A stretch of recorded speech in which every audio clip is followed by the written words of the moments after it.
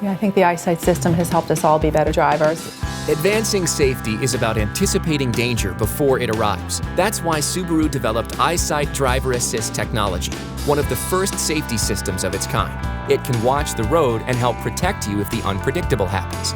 With pre-collision throttle management, EyeSight can help give you time when you need more time to stop. EyeSight watches the road, monitoring the car ahead of you. If the car begins accelerating and then slows abruptly, pre-collision throttle management can immediately reduce power to the engine. This helps give you more time to respond and apply the brakes. I was very skeptical at the beginning, but I've seen firsthand that there are clear benefits to having the technology. So why EyeSight? For some, it's getting enough time to react quickly. For others, it's like having an extra set of eyes on the road. Subaru EyeSight. It's about always looking ahead.